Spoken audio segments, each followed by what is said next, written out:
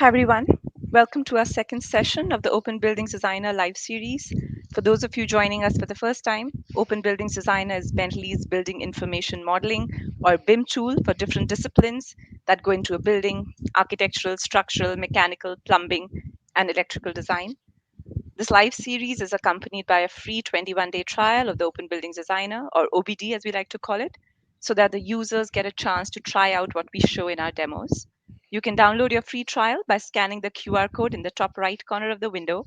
Later in the session, we'll also introduce you to more of the easily accessible learning content available online. I'm Meenakshi. I'm your host for today. I'm a product consultant for Open Buildings Designer. I'm based out of Singapore and I've worked in the AEC industry for more than a decade. Joining me is our main presenter, Ramau, and our backup presenter for today, Dane. Ramau is an application engineer with Bentley Systems. He's based out of London, specializing in building design solutions. He collaborates with users in UK, Spain, and Latin America to help them achieve their goals with projects and make the most of the solutions being used. Dane is a Singapore based consultant for Bentley Systems. He specializes in open buildings design as well and focuses on providing users specific solutions and after sales assistance in Southeast Asia region. Dane will also be able to help us answer some of the questions or comments posted over LinkedIn today. So please go ahead and put in your questions, if any, in the comments section, and we will address them either at the end or Dane will keep addressing those questions as you put in your questions. And we also have our email IDs right here. Feel free to email us, ask your questions, or share more about your current BIM projects and challenges that you face with your BIM software or the specific project. We'd love to hear from you. You see a QR code on the top right corner of the window. In case you have trouble scanning the smaller QR code, here's a larger one. Scan to download your free trial. You will also receive tips and tricks and user case studies in your inbox to be able to use the software most efficiently in the 21 days of the trial. So do download the trial. Our first session spoke about building a BIM model from scratch by using the federated model approach. The live session video is available over LinkedIn and posted in the event page as well. This session today will introduce the basics of object-based modeling tools, extracting schedules and reports from the BIM model that you've built, using Excel for bi-directional editing, and use of display rules for 3D reporting. Rama will go over each of these to help us understand how to utilize the information in our BIM model. Let me hand over the session to Rama and we can get started. Should you have any questions, like I said, please do type them out in the comments section. We like to have an interactive session. It'll be good, and we will have other people jump in and answer some of your questions as well. And so, Rama, we'll get started. Tell us more about what you mean when you say object-based modeling, and how's it different from massing or modeling, traditional modeling as we know it? Okay. Hello, Meenakshi. Hello, everyone. Hello, Dane. Thank you for joining us. So, what we really mean when we say object-based modeling, we really want to get down to the information that we can build, the intelligence, let's say, that we can build within the models, and not just within the models, but also within the individual elements present and built inside our models. So here in my screen, not sure if everyone can see. Yes. Um, if I hover over some of my elements, you can see there is a little uh, rectangular yellow flyover that shows up. By the way, that flyover is very customizable and editable. You can add as much information as you want to be displayed in there or not. But that shows when I hover over some of the elements and they are highlighted in red on my screen. Let me zoom in to show you a little bit better. Here we can see all the information that's associated with the elements. Some of the elements, of course, might not be as intelligent as others. So for example, here in my wall, I have not only the type of element I'm selecting. So in this case, a wall. I have also the catalog item that corresponds to this wall. In this case here, it's an example CMU wall. We also get information which file it's coming from, what's the reference associated with it, the level of this wall in terms of CAD level, if we think. Also the width, the height, family part, and render. So when we get down to it, we really mean all these intelligence that we can associate to elements whilst we are building our model and really making it data rich and full of information, so we can leverage that information at later stages of our project and our modeling efforts. And also, when going to the second point of your question, what's the difference for between massing and or modeling with shapes, is that all this information, let's say it's native, for the lack of better words, to the elements. All this information is linked into these elements that we place in our model. They will show up in reports, which we'll discuss a little bit later on today. We'll see that those reports, we can edit some of those elements, not only from a data point of view, but also from even, things such as dimensions could be edited from those reports.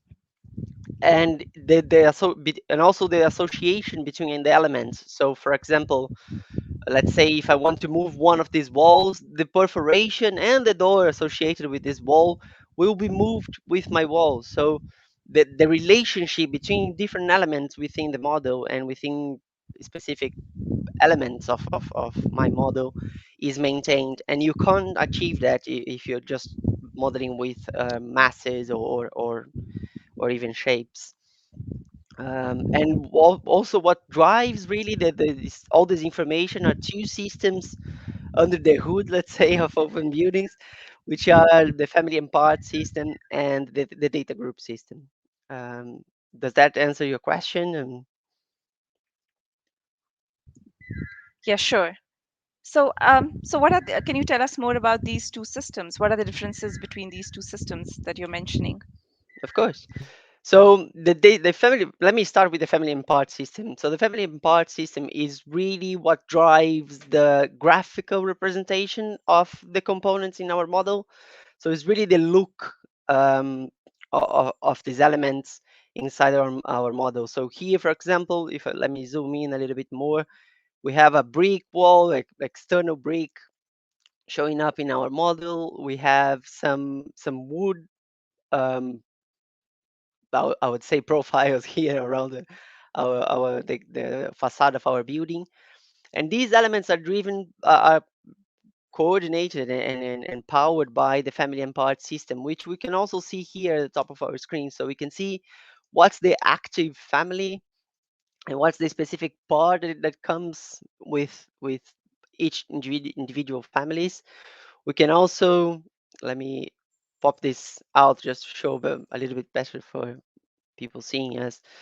When placing an element, I can decide which the active family will be and which um, active part will be placed when I place my elements, and that's relevant for visual coordination of our elements. So I'm just gonna do something very very quickly here. I'm not worried about the shapes or necessarily how correct my my elements will be, but I'm gonna place two types of ducts in our model here, just on the floor, really, just to show as an example, and see how the family and part can help us determine what the visual aspects of the element and how we can leverage that during our modeling effort here. So I'm gonna place any rectangular duct, but when placing it, my family will be duct, of course, and then my part will be a supply new type of duct. And see, when I come down to the placement, let me just put a straight line here. My duct is represented in like a cyan color. It's a bright blue, if you like. And if I change my part to be a return, for example, duct, so the exhausting really the air within within a certain building or room. Now it shows up in red. So when we are working and building our models and trying to leverage all the information, having the family and part is really helpful to help us distinguish between elements that might be from from other perspectives identical. Let's say if we are seeing a black and white model, we wouldn't be able to make this distinguish to distinguish these elements just from the looks of it. But with the family and part system, coordinating and leveraging all this graphical representation of the elements, we can really see the effect of that, and we can see, well, like, we can understand the graphical representation of individual elements within our model, and not only in the 3D model, but it's also all this the graphical drive, shall we say, of the family and part system is taken into the drawings as well. And moving to the data group system, the data group system is, I like always to refer to that way, it's the I within the beam perspective of open buildings, is really what brings the information necessarily associated with the elements. So let me change back to my building design here. I'm gonna place again another example, just a simple wall, just to cover some of the information related to our data group. So placing a wall here in our placement dialog, we have two items to be chosen chosen from. So we have a catalog type. In our case, we are selecting the wall tool. So we have our catalog type is a wall, and then we have several different catalog items which can be displayed here in our placement wall, our placement dialog, where we see all the options of different walls we can place in our model. So those catalogs form our data group system, and within the individual instances, as we call, of these elements. So it would, for example, in the case of our ducts here, this duct, the supply duct, is one instance of the element of the catalog type, let's say, and then the return duct is a second instance of this. Is a first instance of this exhaust duct.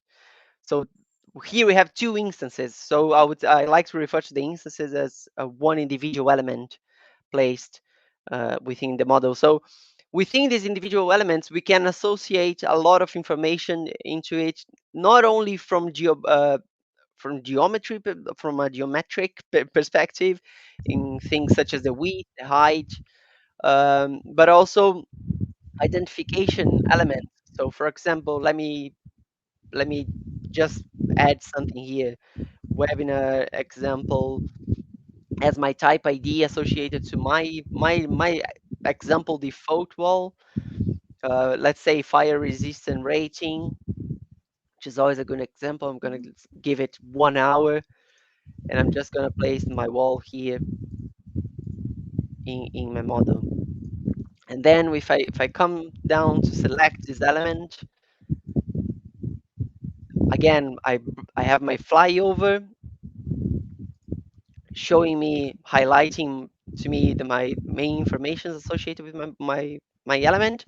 But here in the building element info, I have all that wealth really of information that we have the option to add from our data group in the placement window, associated with the elements, the wall that I just placed in our model. So we have things such as the IFC override, the scope parameters, classification, which discipline it belongs to, the fire resistant um, settings or details, and the fire rating that I adjusted, which was 1 hour, the identification elements, here in our case, the webinar example, again, the family and part, which I can also select when placing my wall, and all these elements really drive the information uh, stored in the elements and in the model. I hope that helps you and clarifies a little bit for you. Yeah, sure. I'm just wondering, how do users finally eventually they leverage all of that data, and how can they benefit from all the data that's already built in the model? hmm Sure. So the two ways, of course, we would be no use to really have all this information available and associated with the elements if you couldn't really manipulate it or visualize it and leverage it in different ways. And I would say that there are two main ways that I would like to discuss today of how to leverage all this wealth of information contained and stored within our model. I would say the first one is a visual representation. And what I mean by that is using our display styles to show and give examples and display different things within our model, based on those creating rules based on those characteristics and those elements in information data we have associated with individual elements in our model. So here in our display styles we can create several display rules. I created some already that are here to be shown. Let me just maximize my window here to give a better understanding. So this is our same model. I created a display rule here. Just to let me open my display styles dialog just to show which one is active. So here we have the different firewall ratings, which it can be very helpful when you're trying to plan um, safety measures, and also if you want to understand the better layout of your model and see which walls really need to be fire have a better fire rating or fire resistance in the case of a fire within the building, and what for example structural walls would really need to be to sustain um, uh, uh, the fire for a longer term, really to keep the structure of the building until we can, for example, evacuate the building or whatever it might be. But here we have different color codes based on the rule created for my model, showing what is a 2-hour fire rated wall and what is a 1-hour rated. So in the red here, let me zoom in to show a little bit better. Showing up in this red coral color, if I hover over again, I can see that this is a 2-hour rated wall. If I hover over this one, I can see that this is a 1-hour rated wall. And then remember that simple wall I placed outside has a different fire rating. So all those colors are representing those different characteristics I gave to my model, and really this is one of the ways we can leverage that. Another way, another example, let me see, of the of display rules is in here. Let me just maximize my screen here and close my display styles. Yeah. Oops, here. So here I created a different rule to show what's a fixed um, uh, element in my model from a physical perspective, so something people could move around or not, and what is a movable element. So we can see that all our little tables here and chairs are showing up in green, sorry, representing what can be moved around in the model and what can be removed if necessary. If, let's say, the place, our little grocery store here is closing down by the end of the day, and the staff needs to take everything in. Those are the movable elements. And then what's showing up in red is everything that's fixed; it can't be moved. Then I have a final example of different categories of elements in our model. So here in this little lavender color, this, I would say probably lavender, we can see what's a refrigeration equipment. So everything that's keeping probably food cool, so freezers and fridges. Then we have the shelving showing in this light pastel orange. Then again, we have some of the movable furniture showing up in green.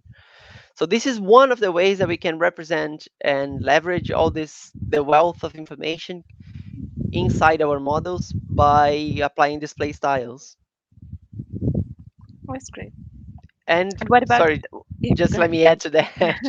Yeah. um, what's really interesting as well, that is that we we can export a PDF from from the views of our model, and that PDF is also is a 3D PDF. It's interactive, so even someone who doesn't necessarily have access to open buildings, or is not an architect or a designer or an engineer, doesn't know how to use the tool, could get some of these features and some of the leverage some of this information from an interactive PDF file.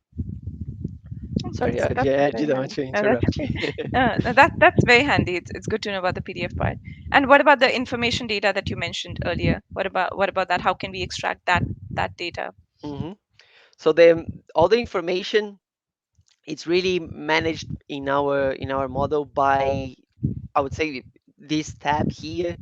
It's the best way to manage all that information. It's the data reporting tab within Open Buildings, and we have this tool called Schedules, Mhm.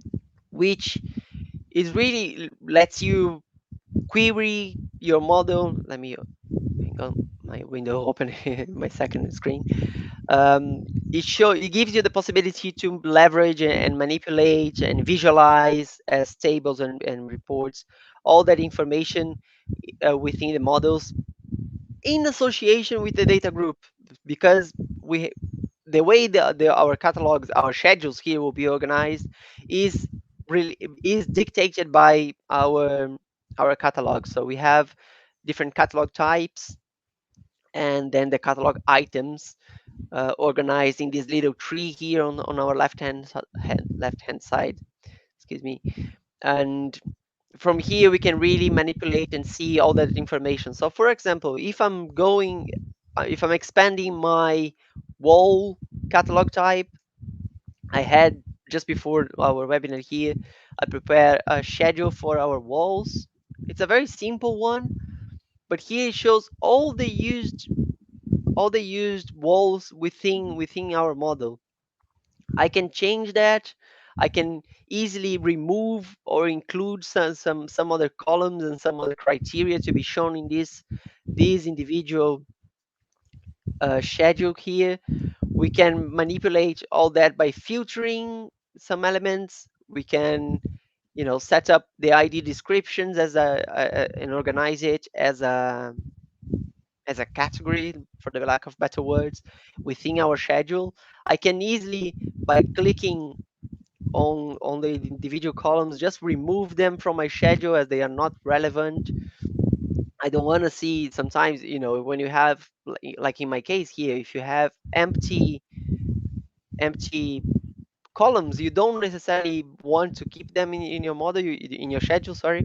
You want to keep them your schedule quite streamlined, and just containing the information you want to. And of course, this is all adjustable. Users can just manipulate and decide which kind of information they want to be displayed within the schedule. And one of the things I want to show is that the schedule also, it's always interactive, and it always reflects what's happening in our model. So let me, for example, select some of the walls here. Please notice that as I let me adjust a little bit my windows here to improve the visualization.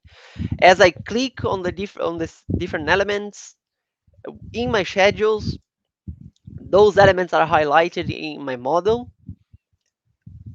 They come up showing in red. And let's say, for example, I want to have a better understanding of one specific type of wall. So I'm gonna filter my ID description, which is one of the criteria here in my schedule. I'm gonna I want to see, let's say, in my here in my model, just the 2-hour rated walls. So I'm gonna create a little list here, highlighting all these walls. You can see also in my top view here, all the walls are selected. And then from here, I'm just gonna click on my on my selection and create a selection set. Again, my elements here in my model are highlighted in red. And from here, I'm gonna create a display set within my model. And here I can isolate, and then I can really, visually investigate, for let's say, these elements, and see the impact or whatever might be happening with these elements as I see, I see relevant within my model. Now let me clear my display set, bring all my elements back into my model. I can also edit some elements from these schedules. Let's say, for example, my two walls I placed here, we can see here in my schedule that they have a 1 hour rating. Let's say I want to change that. I can select these elements and I can click on modify properties. That's going to bring up my placement. So the similar, it's not a placement dialog, but it's a very similar one, the look and feel of it. So from here, I can modify all that information from my from the elements I just placed in my model. So let's say, for example, I want to change my fire rating to be non-rated. And then I click on my screen. This already applies the new rating in my model. In my schedules is automatically updated, and I can see that my walls are now non-rated. I can also change. What I would like to show is the um, the the dimensions or some of the the properties of these elements. So for example, here in my wall, I'm gonna change the height of my wall. I'm gonna click on it and maybe edit the values, and let me do something exaggerated just so we can see the contrast. I click here, and immediately in my model, that wall has been changed and has been modified to be a 6,000 millimeters tall wall. And also, please note that here in my schedules, the elements I have changed show up in green, indicating my new values um, within the model. So from here, we can also, it's a wealth of information. Again, you can manage all this data. There's just so much information that you can extract with the schedules. It's a very powerful tool. Hope that clarified Yeah, yeah, some. sure. Yeah. Yeah, so you can take it to Excel, I believe, right? Yes, sorry, I forgot to mention that. You can extract this information. We have what we call the bidirectional editing capability within OpenBuildings, which is unique. And what we mean by that is that we can extract these schedules here. We can export them into Excel and then edit in Excel and bring them back to OpenBuildings. And that allows us to really, facilitate and make very easy to edit. Because even though our editing capabilities here within our schedules dialog is good, it's not as complete or as powerful as the uh, Excel is. So let me, for example, change again my non-rated walls here. I'm going to go to Excel Exchange, edit in Excel. Mhm. Just give me a second here Yeah. to load my schedule. And here I have my schedule again with all the wealth of information associated with that specific schedule that I've been working on. So here is our those two external walls that we created. I'm gonna change again the fire rating to be 1 hour. Let me. Oops. Apologies for that. And then let me add some more information. Let me add an ID as set tag. Of course, here it's going to be a little bit, it's not going to make much sense because I'm not really following a great sequence or, paying much attention to what the classification of my elements. But let's say I'm creating a list of numbers associated to the I set tag. I'm going to save that. I can close this, update from Excel, and then I simply select my my wall spreadsheet that I was just working on. And again, I'm gonna apply to all.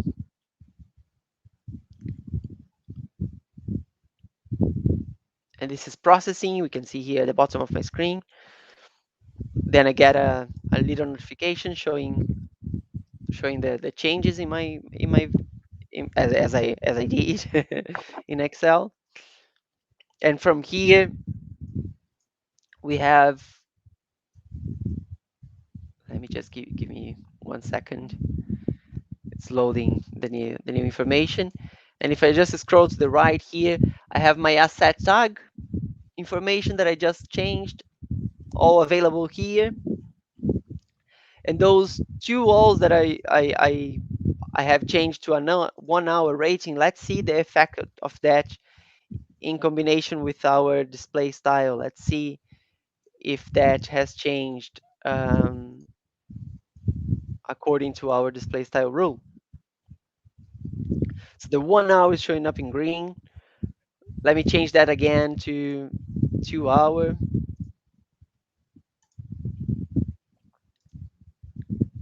And that has changed already. You can see it looks slightly different of this one because this is a wall made of bricks and this is not. So here we see our, the based on our display rule and our display style, we can see the new wall fire rating already being active and be corresponding to the elements and the information we edited here on our schedules and also on Excel. I think that's a very handy feature, especially because you can just input all the information in Excel using the autofill. So I think that's very Yes, handy. And exactly. You can leverage all those smart functionalities and smart tricks that you can make on Excel to play around with it really, yeah, and and then I do bring believe it back. that's yeah, and I do believe like that's one of the competitive edges of Open Buildings Designer, the Oh yes, bi-directional editing. this bidirectional editing is a unique feature to Open Buildings. It's been with us for a long time, and it works really well. It's a very good feature. Okay, that's good. Anything else you want to share about this, Ramao? Anything else about this One particular last topic? thing Yeah. that I would like to mention is that we can place these schedules within our models. So, for example, I can either place. I have here a door. I also prepared a door schedule, which is just slightly shorter and a little bit more simple than that wall schedule. Again, I'm gonna remove some of these columns here because they are empty. They're not relevant to my schedule and to what I want to do really with the and have displayed in my the schedule, the table I want to place in my model. So let me just switch back quickly to my sheet. I prepared a sheet before our webinar, Yeah. and just give me 1 second to load. Here's a sheet. Again, it's not very tidy. I just did this very quickly to just to use as an example. And again, I want to show my schedules here, my crooked ducts and my wall. But let me go back to my schedules, and then I want to place this door schedule that I was just showing into my sheet. So I filtered here by door type, and then I'm gonna place this table from schedule. I could select a seed, which is going to be, in my case here, a blue theme table. This is just the look and feel of the table in how we're going to place it. I'm going to retain the association, so every change I can make, it can be reflected in my table. I'm going to click OK, and I'm going to place it here in my model. And just give me 1 second to finish loading. And here's the table based on the seed I chose. So that's the what's dictating this blue heading, and all the information I have added to my as shown in my schedule. I can also change again. Again, let me go to the ID asset tag information. Let me edit the values. I'm gonna add here door 01, and then come back here to my to my table, and I want to show that in my table I can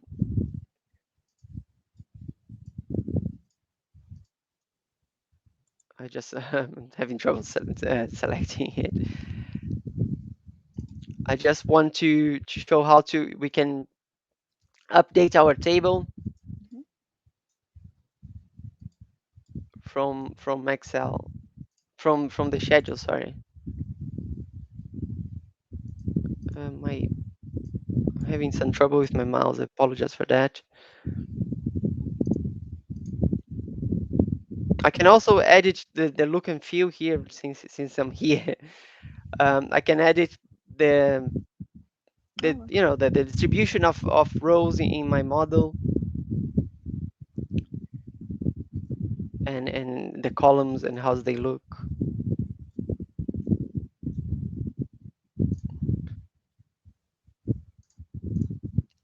Yeah, I'm having. I apologize. When we do it live, I'm trying I'm it's okay.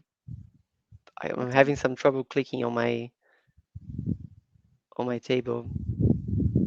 It's okay. We can come back to it. That's fine. Yeah, if we, Okay. apologies for that. No, no, no problem. But yeah, this is what I wanted to show you. We can place tables in our model here, schedules in our model.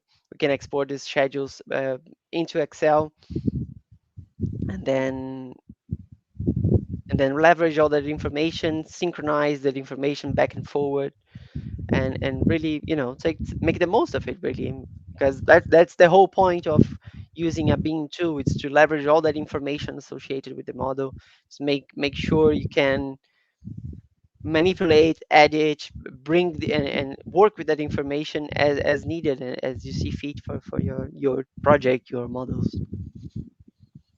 Perfect. And I see in the comments section, we have a few questions going on in the comment section. I think Dane has pointed us to some of the YouTube videos. Hmm. We have an Open Buildings Designer YouTube channel, and Dane is pointing everybody to to some of those, and I can just show. Could you also? I'll just show some of the comments on the screen below. Hmm. There you go. You can access some of these links shown by Dane. Could you also show us the YouTube channel and um, yeah. Absolutely, yeah. So here on YouTube, we have Open Buildings has its specific channel, Bentley Open Buildings. You can just search for it. We are it's a very really good source of information for users on how to do things and to get some training even from Open Buildings. It's all available here in our YouTube channel. Everything is organized. I'm seeing the playlists in our YouTube channel, so you can always see the architecture training we have, the mechanical trainings, the energy simulator trainings. Not only that, we also have tips and tricks that we post regularly. This channel, by the way, we feed it very often, so there is always new videos coming up, information on how to do something or how to improve some of the workflows and how to best enjoy really your efforts and make the most of your efforts and when modeling with open buildings. We have also our live sessions, the one you presented with Kasha, our colleague. It's also available to be seen here. And uh, associated with this, our session today, we have one video showing how to use display rules to indicate the firewall ratings. It's a short tutorial that takes you through it. We have another video showing again how to produce reports and how to create the schedules, personalize the schedules, and indicate which information you want to be displayed. And again, how to create room finish schedules where you can, again, just as I was showing, you can manipulate some of the information within the schedules tool. Then it's going to be updated in our model. You can also update the information within Excel, bring it back to Open Buildings seamlessly, and then work around with all the wealth of information. But we always encourage, especially new users and people that are getting started with Open Buildings, to really explore this channel. Is a very good source of information. There's a many tutorials, tips, tricks, and how to best use Open Buildings Designer. That's good. Yeah, I do see there are some things for architects. Let's say there is an architectural stream in here, and then there's also mechanical. I noticed some for Yes, HVAC design as well. yes. If you come to the playlists again, we have learning Open Buildings Designer for architectural designers. So here, the I would say the skills start and the topics covered. Of course, Open Building is a very comprehensive tool. It covers, as you mentioned right at the beginning of our session, it covers architectural, structural, mechanical, electrical disciplines. Includes all the features from MicroStation. So it's a step up, I would say, from MicroStation in terms of leveraging the intelligence, and then our learning paths, let's say, for the lack of better words, are Mm. streamlined to who's the designer. So if we have an architectural designer, then you would focus more on the architectural skills taught in this series of videos here. Um, Likewise for the mechanical designers, our energy simulator, where you can see energy efficiency for buildings and simulate the impacts of sunlight and you know um, things of that sort within the model. It's yeah, so it's Okay. streamlined and focused on who is looking at the videos. Yeah. And again, just to mention once more, this is being updated all of the time. We are posting new videos regularly. I want to say, but that almost every week there's a new video or a new tutorial It's a good idea to available. subscribe. You will see the Oh yes, notifications whenever there are new videos posted. absolutely. Subscribe, active the little bell here, bell icon to activate the notifications. Yes. Cool. I'm just going to take a few more questions. Sort of asked, is it a Bentley product? So, yes, it is a Bentley product, Open Buildings Designer. It is recently been renamed, like rebranded, like about 2 years ago. It used to be called the Mhm. EcoSim Building Designer. Now it's called the Open Buildings Designer. It's built on top of MicroStation, so it has all of MicroStation's features, I believe. Is that right, Ramau? Yes. Yes, that's So you correct. have your all your 2D spatial planning and all of that can happen within Open Buildings Designer. You don't need to switch between two different softwares to do your 2D and then your building information modeling. And it integrates very well with other Bentley products like Open Roads and Open Rail. Uh, Open Bridge. So we have a bunch of these softwares that integrate and are interoperable. That's the whole theme behind the rebranding of ecosim as Open Buildings Designer. And also the HevaComp products have been integrated. HevaComp was mechanical, electrical, and plumbing. They had these different segments for that. It's it's integrated into Open Buildings Designer, so it's for everything related to building design, including structural and MEP. It's all within OBD, I believe. Um, right, Ramaj just back me up on that. So Yeah. you're the product expert. So if for buildings, hence we think it's the ultimate tool, all in one tool for Mm, building design, Open Buildings Designer. And as yes. we go along in the next few sessions, you will see many more features that are quite unique to Open Buildings Designer, and how instead of having two, three different tools, you could have Open Buildings Designer as your one go-to tool. So Yes, that was absolutely. Here yeah. I can just show very quickly. Here we have our workflows. So we have a workflow for building design covering architectural and structural. It also covers forms, some of the data reporting capabilities, and some of the drawing production capabilities. And then here we have a building systems design covering mechanical, plumbing, electrical, and some of the other common tools. And then we have another drawing workflow covering, if microstation users probably will be very familiar with this individual workflow here. But yeah, it's as you were saying, it's a comprehensive tool. It covers all the disciplines you need for a building design. We have a few more minutes left, so I'm just going to take the next question very quickly. What are the advantages of using it over Revit? Revit is another building information modeling tool by Autodesk. And Eduardo has answered that. I'm just looking for Eduardo's comment here. He's answered it, and we can also, so this is posted in the comments. He's posted a link in the comment. This is a blog by Eduardo where he's addressed the differences between Open Buildings Design and other BIM products like Revit. And so do check out the blog, and we hope you can find the right tool that you're looking for. And you can always reach out to us if there is something specific you're looking for.